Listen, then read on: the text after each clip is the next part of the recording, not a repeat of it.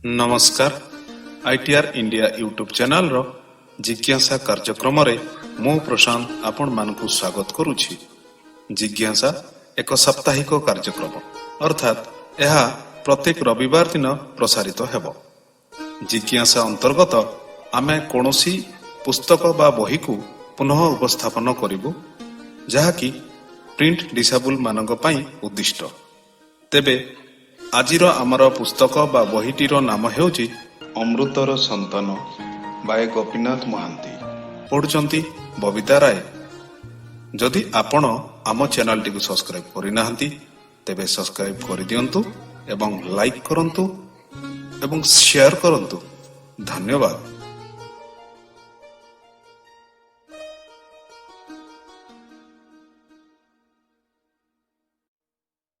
नमस्कार ITR India मु बबिता राय। आसंतु पढ़िबा जिज्ञासा अंतर्गत पुस्तक अमृतर संतानर आउ किछि अंश। पृष्ठा 15 भाग 3। सेई दिन सकाळे पुयूर निद भांगिला बेलकु पुबुली शोइथाए। दिउडी शोइथाए, कुहुड़ी घोड़ेई थाए भारी बहल करी। गाँवर बुढ़ा माने खाली उठी थांती, अपना अपना पिंडारे निया जली सेकी हेउथांती। किछि समय गला पुयु पदाको आसिला। जामेरी कंधर बुढ़ी उठिछि, पिंडारे निया पुउछि। पुयु सेठी बाजाई बसिला, बुढ़ी सांगरे टुपुरु टापर हेला। टिकिए गला झणर सुभिला। आउरी गाँ माइपे उठिले, फरचा हेला। एपाख सेपाख कुकुड़ा दौड़ा दौड़ी कले, घुसुरी सणर सणर हेले असना गाँ दुआर रे। तापरे घर दुआर ओलिया ओली पुयु तार घर काम कला। पुबुली शोइथाए। पुयु कौन मने कला, पुबुली पाखरे जाई बसी पड़ी तार मुंड आउंसी देला। भारी अलस लागुथाए। आउंसु आउंसु लुह दी धार झरी पड़िला पुबुली मुंडरे। दीर्घश्वास पकाई पुयु बाहरी गला। गाँ माइपे झोला नईकु जाउथिले। पुयु भी गला। गप करू करू मनटा हालका लागिला। सेतिके बेले चारिआड लाल होई आसिला। पुयु फेरिला। सूर्य उठी थाए। लेलु कंधर पिंडारे बड़ ढोल उपरे सान पिला माने पिटु थांती। गाँर लोके काम को जाई थांती। दिउडु न थाए। पुबुली स्वर लगाई कांदु थाए। पुयु भाबिला से पदाकु जीव। एई गोलमाल भितरे ताकु लागुथाए सबु सुनसान, सबु चुपचाप। घर खाई गोड़ाउछि। गाँर सबु कलरब मिसी गुटाए शून्यतार पृष्ठपट। से हाबुका मारुछि पदाकु पदाकु। गाँ माइपे पंझा होई काम को चलिले। अधिकांश गले कंदा खोली। बण भितरे नाना जाति कंदा हुए थाए बड़ गहिर रे। गोटाए बड़ कंदा उठेई आनिले खुसरे 2 दिन चलीजिवो, किंतु बड़ दुर्गम, भय बहुत। बाघ खाए, भालू गोड़ाए। पुयूर जीवाकू मन नथिला। पेट भितरे थाई थाई रक रक करी देउछि। देहटा तलकू टिके टाणी टाणी देउछि, किंतु घरे मन लागुनाही। ता अपेक्षा जाए बुली आसिबा भल। छोट साबल खंडे धरी दल भितरे मिसी पुयु चलिला गाँ पहाड़र शृंग आड़कू। जड़ाबण तले तले धाड़ी होई पछकू पछ गुड़ाए स्त्री लोक। तीख उठाणी दी पाखे खाली शून्य, खाली आकाश। क्रमे उपरकू उपरकू सेई उपरे दाउ। पृष्ठा 16 कंध गाँर रिंगा जानी से पुरोहित ज्योतिष से जोग देइछि। शीघ्र मुह संज थाउ थाउ शव संस्कार न कले काली जाके अपेक्षा करबाकू पड़िबो। काठ खुंटा नहीं गाँ लोके चली आसिले। मुर्दार उठिला। 2 करे करे निया हुला मसाला धरी शोक विलाप गाई गाई कंध रईत माने साउताकू बोही नहीं गले। अधबाटरे फटा हांडी आउ नुआ भात थुआ हैला। तापरे चलिले दूरकू, आहुरी दूरकू। सेठी काठ खंजा हैला। साउताकू सुआई देले। तार मुंड पाखरे रखिले फुटा हांडी, छिंडा टोकई। आहुरी काठ खंजा हैला। साउतार मुंडरे जड़ा तेल अजाड़िले, निया लगेई देले। संगे संगे समस्ते पळेई गले।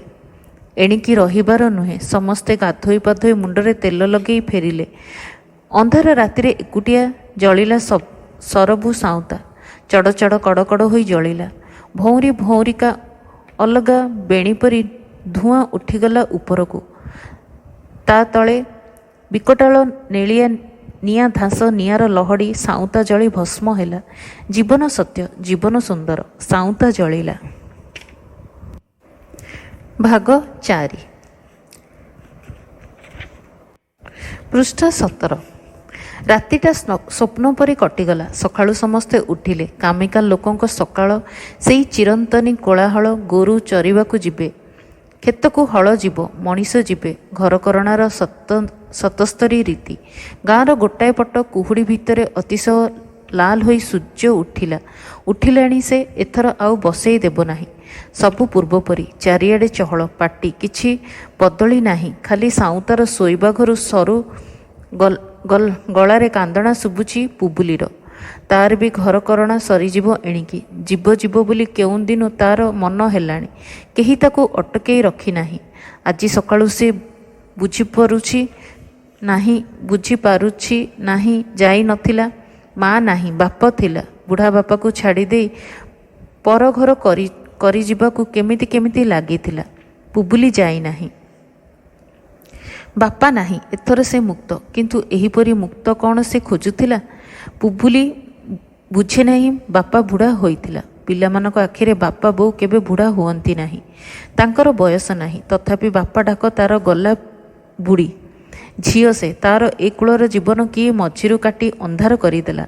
ପୁବୁଲିର କଇଁ ବାଧା ମନ ନଥିଲା। ଲୋଟି ଗଡ଼ି ସେ କାନ୍ଦୁଥାଏ ସେହିପରି। ଖରା ପଡ଼ିଲା ଉଆଁ ତାର ଅଙ୍ଗାର ଉପରେ। ଗୁଡ଼ାଏ ଅଙ୍ଗାର, ଗୁଡ଼ାଏ ଦରହପୋଡ଼ା କାଠ, ଖଣ୍ଡ ହାଡ଼, ଗୁଡ଼ାଏ କାଳିଆ ଧୋବଲା, ଗୋଟାଏ ଖପୁରି ଆଉ ଭଙ୍ଗା ହାଣ୍ଡି ଚିରା ଟୋକେଇ। କାଲି ଏ ଥିଲା ସୁରୁବୁ ସାଉଁତା, 500 କନ୍ଧଙ୍କ ସର୍ଦ୍ଦାର। ପୁଣି ଗାଁ ଲୋକେ କାଠ ନେଇ ନିଆଁ ନେଇ ଆସିଲେ। ପ୍ରଥା ଅନୁସାରେ ଧ୍ୱଂସାବଶେଷ ଆଉ ଥରେ ସକାଳୁ ପୋଡ଼ା ହେବ। ଗୁଡ଼ାଏ ଲୋକ ଅପ୍ରସନ୍ନ ମୁହଁ। ଗୋଟାଏ ଅପ୍ରୀତିକର କାମ ଚଞ୍ଚଳ ଶେଷ କରି ଯିବାକୁ ହେବ। ଦଉଡ଼ି ବି ଥିଲା। ସାଉଁତା ଯାଉ ଯାଉ ତାରି ମୁଣ୍ଡରେ ଲଦା ହୋଇ ପଡ଼ିଲା କେଜାଣି କେତେ ବୋଝ। ତାର ମୁହଁରେ ଦୁଃଖ ପଥର ହୋଇଛି। ଆଖି କାଚ ପରି। ତୁଣ୍ଡରେ କଥା ନାହିଁ। ଶୀତଳ ପାଉଁଶ ଏକାଠି କରି ଦରପୋଡ଼ା ହାଡ଼କୁ ଆଉ ଥରେ ଚିତାରେ ଥୋଇଲେ। ଏଥର ସବୁ ଶେଷ। ପୃଷ୍ଠା 18।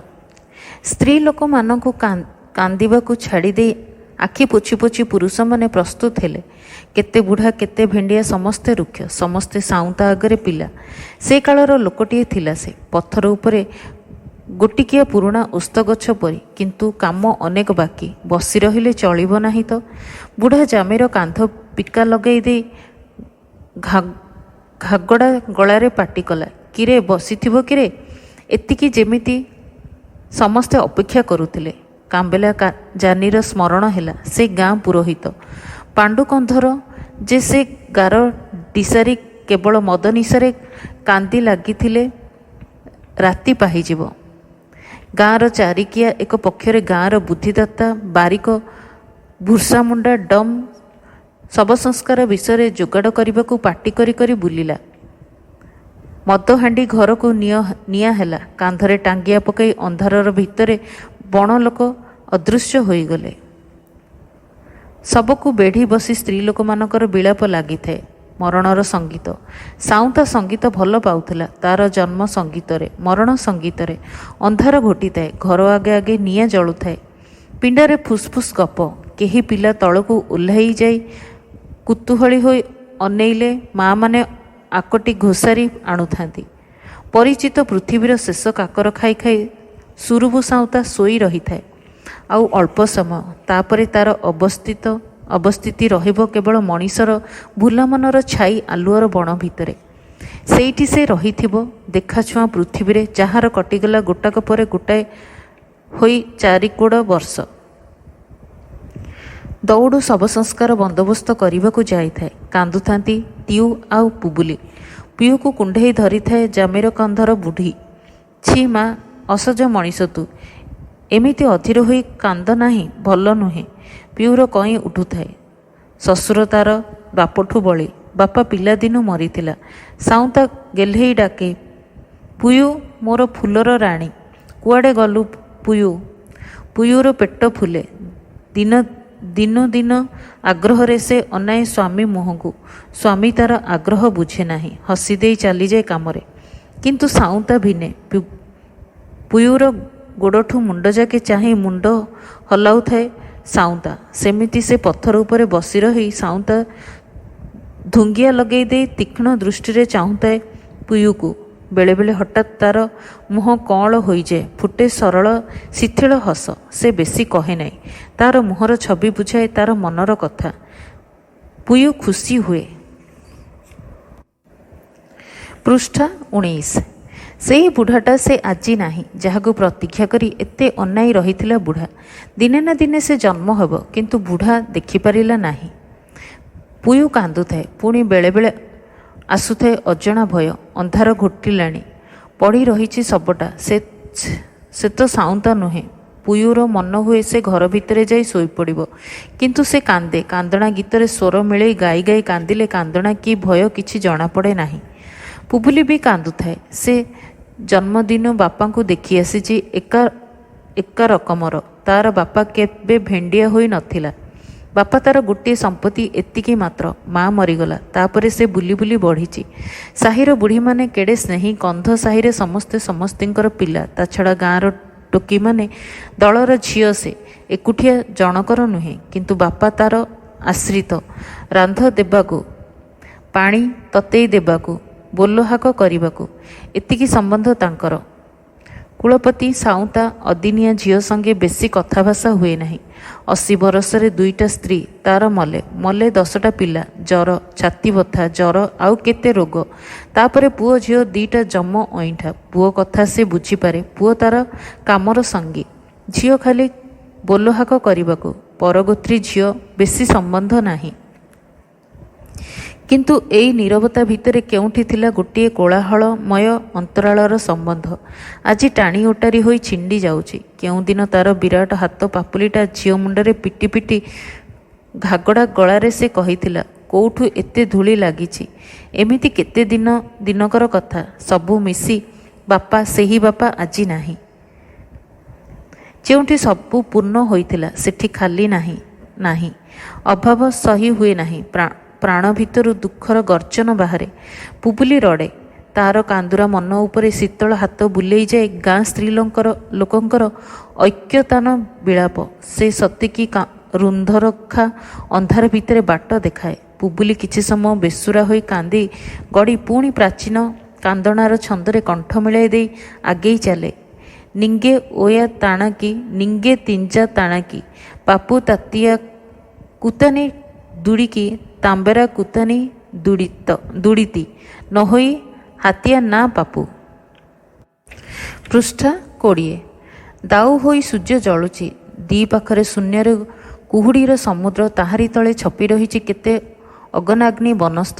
ବାଘର ଭୂଇଁ, ହରିଣର ଭୂଇଁ। ଉପରେ ସୂର୍ଯ୍ୟର ବିକାଶ, ତଳେ ସୂର୍ଯ୍ୟର ପ୍ରବେଶ ନାହିଁ। ଖାଲି ଅନ୍ଧାର ଝରଣା ତୋଫାନ ଉଡ଼େଇ ସାଇଁ ସାଇଁ ବହି ଚାଲେ। ଜଡ଼ା ବଣ ଗଲା, ଜଙ୍ଗଲ ପଡ଼ିଲା। ବେଶୀ ଅବଖାବୁଡ଼ିଆ ପଥର। ପାଦ ଖସିଲେ ଏପାଖେ ବା ସେପାଖେ ଅନ୍ଧାର ରସାତଳ। ଉପରକୁ ଦି ପାଖ ଅଁଳା ଗଛର ଜଙ୍ଗଲ। ପେନ୍ଥି ପେନ୍ଥି ହୋଇ କୋଳି ଗୁନ୍ଥି ହୋଇଛି। ଠାଏ ଠାଏ ଲଣ୍ଡା, ଠାଏ ଠାଏ ବୁଦା ବଣ, ଠାଏ ଠାଏ ଗୋଟା ଗୋଟା ବଡ଼ ଗଛ। ସବୁଠି ପିରି ଘାସର ବଣ। ପୁରୁଷେ ଉଚ୍ଚ। ଆଗରେ ପୃଥିବୀ ସରୁ ହୋଇ ଆସିଲା। ଚାରିପାଖରେ କୁହୁଡ଼ି, ଖରା ମିଶା ଝାଲଝାଲୁଆ ଆକାଶ ଭିତରେ ଗୋଜିଆ ହୋଇ ପର୍ବତର ଶୃଙ୍ଗଟିଏ ଖାଲି ପ୍ରଶ୍ନସୂଚକ ଠାଣିରେ ଉପରକୁ ଅନେଇ ରହିଛି। ପ୍ରଶ୍ନର ଜବାବ ନାହିଁ। ଆର ପାଖେ ଅଳ୍ପ ଢାଲୁଆ ଖୁବ୍ ଗୋଟାଏ ଖାଲି ଚକଡ଼ା ଆସ୍ତେ ତଳକୁ ଚାଲି ଯାଇଛି। ତାହାରି ଉପରେ ଏଠି ସେଠି ଅସଂଖ୍ୟ ଗୁମ୍ଫା। ସେଇ ପାଖେ ବଡ଼ କନ୍ଦା ହୁଏ। କନ୍ଧୁଣୀର କାର୍ଯ୍ୟକ୍ଷେତ୍ର। ମୁଣ୍ଡ ଉପରେ ଗୋଟିକିଆ ଗଛ ଉପରେ ମସ୍ତ ବଡ଼ ଝାଲିଆ ମୟୂର ବସି ଖରା ପୁଉଛି। ସେ ପାଖର ଅତଡ଼ାରେ ଅସଂଖ୍ୟ ମୟୂର। ବଣ ଭିତରୁ ବଣ କୁକୁଡ଼ାର ବୋବାଳି ଶୁଭୁଛି। ଠାଏ ଠାଏ ବଣ କୁକୁଡ଼ା ପରିବାର। ଆଉ ଅଳ୍ପ ସମୟ ପରେ ସେମାନେ ଅଦୃଶ୍ୟ ହୋଇଯିବେ। ଗାଁ ମାଇପେ ଛିନଛତର ହୋଇ କନ୍ଦା ଖୋଜିବାକୁ ଅଦୃଶ୍ୟ ହୋଇଗଲେ। ଏତେ ଗୁଡ଼ାଏ ଉଠାଣି ଉଠି ପୁୟୁକୁ ଅସଜ ଲାଗୁଥାଏ। ସମସ୍ତେ ଗଲାପରେ ଏକୁଟିଆ ସେ ପଥର ଉପରେ ବସି ରହିଲା। ପାଖରୁ ସ୍ତ୍ରୀ ଲୋକମାନଙ୍କର ସ୍ୱର ଶୁଭୁଛି। ସମସ୍ତେ କାମରେ ଲାଗିଲେଣି। ମୟୂର ଲୁଚିଲେ। କୁକୁଡ଼ା ବୋବେଇ ବୋବେଇ ଚାଲିଗଲେ। ଆହୁରି ସୂର୍ଯ୍ୟ ଉପରକୁ ଚଢ଼ିଗଲା। ପିଉର ମନ ହେଉଥାଏ ସେଇଠି ସେ ପଡ଼ିଥାନ୍ତା ଗଛ ଛାଇରେ, ବଣଫୁଲର ବାସ୍ନାରେ। ଜୀବନରେ ଅନେକ ଥର ମନ ହୁଏ ଶୋଇ ପଡ଼ିବାକୁ, ଶୋଇ ହୁଏ ନାହିଁ କାମ ଘରେ। ପୁୟୁ ଉଠିଲା। ଢାଲୁରେ ଅଳ୍ପ ଓହ୍ଲାଇଗଲା ଗୋଟାଏ କରକୁ। ପାଖର କୁହୁଡ଼ି ଭାଙ୍ଗିଲାଣି। ଦୂରରୁ କୁହୁଡ଼ି ପାତଳ ହେଉଛି। ଜଙ୍ଗଲ ଓହ୍ଲାଇ ଯାଇଛି ପାତାଳକୁ। ପୁୟୁ ଶିଆଳି ପତ୍ର ତୋଳିଲା। କଅଁଳ କଅଁଳ ବାଉଁଶ କରଡ଼ି ଭାଙ୍ଗି ଭାଙ୍ଗି ଏକାଠି କଲା। ଠାଏ ଦିଶିଲା ଗୋଟାଏ କନ୍ଦା ଲଟା। ପୁୟୁ ବସି ବସି କନ୍ଦା ଖୋଳରେ ମନ ଦେଲା। ପୃଷ୍ଠା 21। 9 ମାସ ଗର୍ଭ, ପେଟରେ ଭାରି, ଚାରିଆଡ଼େ କେତେ ଦେବତା ଆଉ ପ୍ରେତଙ୍କ ଅଶୁଭ ଦୃଷ୍ଟି। ନିଛାଟିଆ ବଣ, କିନ୍ତୁ ତଳେ ଦର୍ତ୍ତନୀ, ଉପରେ ଦର୍ମୁ। ବିଶ୍ୱାସ ଅଛି, ଚିହ୍ନା ବଣ। ପୁୟୁର ଭୟ ନାହିଁ। ପେଟ ଭିତରେ ବିଚିତ୍ର ଜୀବ କେଉଁଦିନୁ ସାଙ୍ଗ ହୋଇଗଲାଣି। କେମିତି ଲାଗେ ଗୋଟାଏ ଦେହ ଭିତରେ ଆଉ ଗୋଟାଏ ମଣିଷର ବସା। ପୂର୍ବର ଭୟ କଟି ଯାଇଥାଏ। ପୁୟୁ ମନେ ମନେ ଅଚିହ୍ନା ସାଥୀ ସଙ୍ଗେ କଥାଭାଷା ହୁଏ। କଳ୍ପନାରେ ଗଢ଼େ ଆସନ୍ତା ଅତିଥିର ଭବିଷ୍ୟତ। ନିଛାଟିଆରେ ସାଉଁତା ମନେ ପଡ଼ିଲା। କେଉଁ କାଳରୁ ବସି ବସି ସମୟର ଗତି ମାପୁଥିଲା ବୁଢ଼ା ସାଉଁତା। ସେ ମରିବାକୁ ଚାହିଁ ନଥିଲା, ମଲା ପରି ଦିଶି ନଥିଲା, ତଥାପି ସେ ମଲା। କୁଳବୁଦ୍ଧର ଆଶା ଥିଲା ସେ ନାତି ଦେଖି ମରିବ। ନାତି ତାକୁ ବୋଧେ ଦେଇଥାନ୍ତା। ତାର ପୁରୁଣା ସୁଅ ଆଗକୁ ଲମ୍ବି ଚାଲିଛି, ସେତିକି। ପୁୟୁ ଖୋଳି ଲାଗିଲା କେତେ ବିଚିତ୍ର ଧାରଣା। କେଉଁଟା କେଉଁଠୁ ଆସେ ତାର ଠିକଣା ନାହିଁ। କାମ କରୁ କରୁ କେଉଁଠି କାହିଁକି ଆସେ, ରଙ୍ଗ ଲଗେଇ ଦେଇଥାଏ ମନରେ। ଖରା ବଢ଼ିଲା। ମୁଣ୍ଡ ଉପରୁ ଚଢ଼େଇମାନେ କୁଆଡ଼କୁ ଚାଲିଗଲେ। ଆଖପାଖରେ ସ୍ତ୍ରୀ ଲୋକମାନଙ୍କର ପାଟିତୁଣ୍ଡ ଆଉ ଶୁଭିଲା ନାହିଁ। ପୁୟୁର ବୋଝ ଟିକେ ଏକର ସେକର ହେଲା। ଦେହଯାକ ଖେଳିଗଲା ବିଜୁଳି ପରି ବିଚିତ୍ର ଅନୁଭୂତି। ପୁୟୁ କଷ୍ଟ ପାଇଲା। କନ୍ଦା ଖୋଳ ଛାଡ଼ି ଅଳ୍ପ ଉପରକୁ ଚଢ଼ି ଖଣ୍ଡେ ପଥର ଚଟାଣ ଉପରେ ପୁୟୁ ବସି ପଡ଼ିଲା। ସେଠି ସାନ ଶାଳଗଛ ଉପରେ ଭାଲୁକୁଣି ପରି ଶିଆଳି ଲଟା ଲଦାଲଦି ହୋଇ ଛାଇ ଅରାଏ ପଡ଼ିଛି। ଏକୁଟିଆ ଆଉଜି ରହି ପୁୟୁ କଷ୍ଟ ପାଇଲା। ମୁହଁ ପାଖେ ଆକାଶ ସୁନ୍ଦର ନେଳି ପଡ଼ିଲାଣି। ତଳେ ନେଳିଆ ସବୁଜା, ମଝିରେ ସବୁ ଫାଙ୍କା ଫରଚା। ସେହି ଫାଙ୍କା ଶୂନ୍ୟରେ ଚିଲମାନେ ଘୁଡ଼ି ପରି ଉଡ଼ନ୍ତି। ଫୋପାଡ଼ି ହେଲା ପରି କଳା କଳା ଚଢ଼େଇ ପଲେ ଲେଖା ଉଡ଼ି ଉଡ଼ି ଚାଲି ଯାଆନ୍ତି। କେହି ଅଟକି ରହେ ନାହିଁ। ସେହି ଫାଙ୍କା ଶୂନ୍ୟରେ କୌଣସି ଆଶ୍ୱାସ ନାହିଁ ଦୁଃଖୀ ଲୋକଙ୍କୁ। ପୁୟୁ ଶୂନ୍ୟକୁ ମୁହଁ ରଖି କଷ୍ଟ ପାଇଲା। ଏଇ ବେଳ ପାଇଁ ଅନେକ ଦିନ ଅପେକ୍ଷା କରି ରହିଥିଲା ସେ। ଏ ନିଜ ମନକୁ ଆସେ, ସହଜରେ ଯାଏ, ଚଢ଼େଇ ଡିମ୍ବ ଦିଏ, 2-4 ଥର କିଳିକିଳା ବୋବାଳି ଛାଡ଼େ। ପାଟି କରି କରି ତୁଣ୍ଡ ସହାନୁଭୂତି ଜଣାଇବାକୁ ଗଞ୍ଜା ତା ପାଖକୁ ଧାଇଁଯାଏ। ଗାଈ ମଇଁଷି ପିଲା ପକାନ୍ତି। ମଣିଷର ଛୁଆ ହୁଏ। ଦେଖି ଦେଖି ଅତି ସହଜ ଲାଗିଛି, କିନ୍ତୁ ଏ କଷ୍ଟ। ପୃଷ୍ଠା 22। କାନ୍ଦିଲେ କେହି ଶୁଣିବେ ନାହିଁ, ଡାକିଲେ ଆସିବେ ନାହିଁ ପାଖକୁ। ପୁୟୁ ଛାତିକୁ ପଥର କଲା। ଭୟ ଉଠି ଉଠିକା ଛାତି ପାଖକୁ ଆସିଲେ ସୁଦ୍ଧା ତାକୁ ତଳକୁ ଠେଲି ଦେଲା। ଏଠି ବିନା ଯୁଦ୍ଧରେ ମଣିଷ ବି ପ୍ରକୃତି ଠାରୁ କିଛି ପାଏ ନାହିଁ। ନିଜର ଯୁଦ୍ଧ ନିଜେ କରେ, ମରିବାକୁ ଭୟ କରେ ନାହିଁ। ଥରକୁ ଥର ତୋଫାନ ପରି ଦୁଃଖ ଆସେ, ଦେହ ଉପରେ ଢେଉ ଖେଳେଇ ଦେଇଯାଏ। ପୁୟୁ ଚିତ୍କାର କରେ, କାନ୍ଦେ, ସବୁ ଭୁଲି ହୋଇଯାଏ। ବାହାରର ଉଜ୍ଜଳ ଖରା, ଖୋଲା ପ୍ରକୃତି ସବୁ। ଯେପରିକି ତାର ଦେହ ଭିତରେ କ'ଣ ଭୟଙ୍କର ବିପ୍ଳବ ଲାଗିଛି। ଛିଣ୍ଡା ଛିଣ୍ଡି, ଟଣା ଟଣି, ଆଞ୍ଚୁରା ଆଞ୍ଚୁଡ଼ି, ସବୁ ଖାଲି ଅନ୍ଧାର ଆଉ ଦୁଃଖ। ପୁୟୁ ଶାଳଗଛକୁ 2 ହାତରେ ଜାପଟି ଧରେ। ଗଜା ଗଛର ଛାଲିରେ ଦାନ୍ତ ଲଗେଇ ଦେଇ କାମୁଡ଼େ। କାଳିସୀ ପରି ଦେହରେ ବଳ ଆସେ। ପୁୟୁ ଟଳିଯାଏ। କେତେବେଳେ ଏହିପରି ଗଲା ତାର ମନେ ନାହିଁ। ହଠାତ୍ ତାର ମନେ ହେଲା ତୋଫାନ ସରିଛି, ଆଖିରୁ ଅନ୍ଧାର କଟି ଯାଇଛି। ବଧିରା କାନରେ କ'ଣ କେମିତି ନୂଆ ଜନ୍ତୁର ଚିତ୍କାର। କିଏ ଯେପରି ପାଟି କରି କାନଉତୁରା ପକାଉଛି, ଯେପରି ସେ ଶୁଣୁ। ପୁୟୁ ଆଶ୍ଚର୍ଯ୍ୟ ହୋଇ ଅନେଇଲା। ଭୂଇଁରେ ପଡ଼ି ରଡ଼ୁଛି ନାଲି ହୋଇ ଗୋଟିଏ ସାନ ମଣିଷ। ପୁୟୁର ହୋସ୍ ହେଲା। ଆଖି 2ଟା ଫାଡ଼ି ଦେଇ ପୁୟୁ ଦେଖିଲା, ଏଇ ତ ତାର ଶିଶୁ।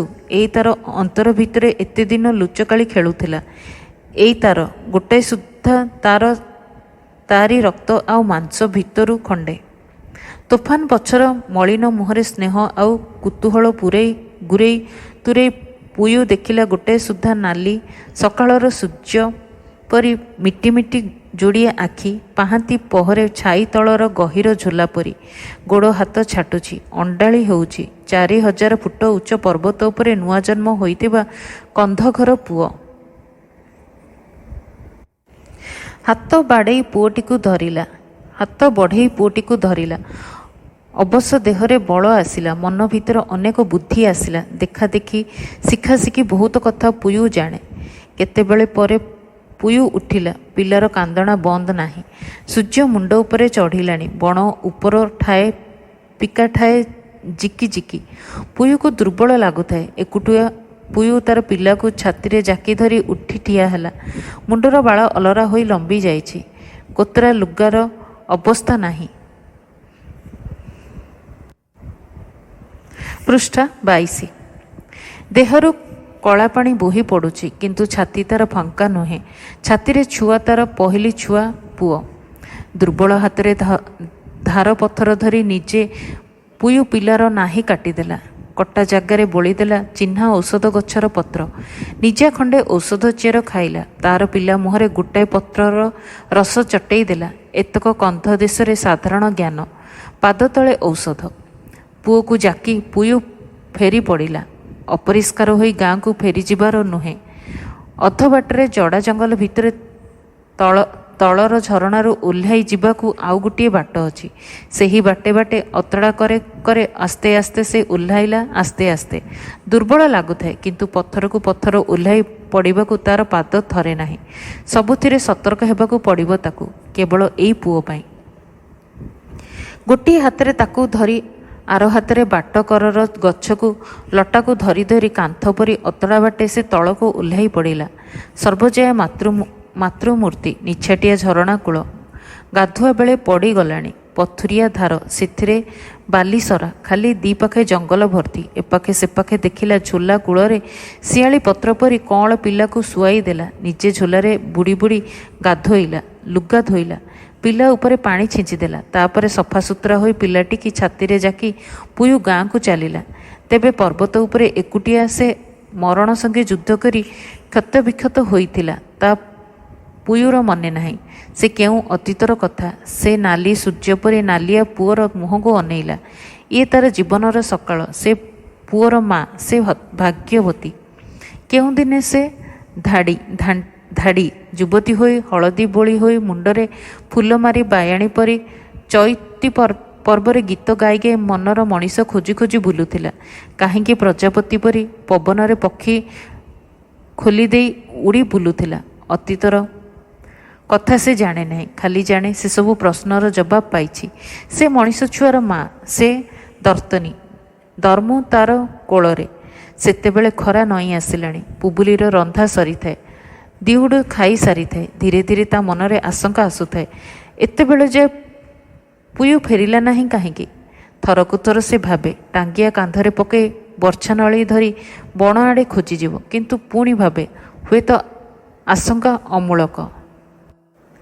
ଏତିକିବେଳେ ଗାଁ ମୁଣ୍ଡରେ କୋଳାହଳ ଶୁଭିଲା। ଗାଁ ମାଇପେ ସମସ୍ତେ ଗୋଟାଏ ଆଡ଼େ ଧାଇଁ ଏକାଠି ପାଟି କରୁଛନ୍ତି। ଦିହୁଡ଼ ସେଇଆଡ଼େ ଗଲା। ପୁୟୁ ଅଧବାଟରେ ପିଲାଟିକୁ ଧରି ଠିଆ ହୋଇଛି। ତାକୁ ଘେରି ସମସ୍ତେ ଆଶ୍ଚର୍ଯ୍ୟ ହୋଇ ପାଟି କରୁଛନ୍ତି। ଦିହୁଡ଼ ଆଁଟାଏ କରି ଠିଆ ହେଲା। କିଏ ଗୋଟାଏ ପୁଅଟିକୁ ଧରି ଟେକିଦେଲା। ଦିହୁଡ଼ ଏଥର ହସିଲା। ନୂଆ ଆଗନ୍ତୁକର ଆଶ୍ଚର୍ଯ୍ୟ ଅଭ୍ୟୁଦୟ ସବୁ ଦୁଃଖ, ସବୁ ସନ୍ତାପ ମନରୁ ଉଡ଼େଇ ନେଲା। ପୁବୁଲି ଆସିଲା। ଭାଉଜକୁ କୁଣ୍ଢେଇ ପକାଇଲା।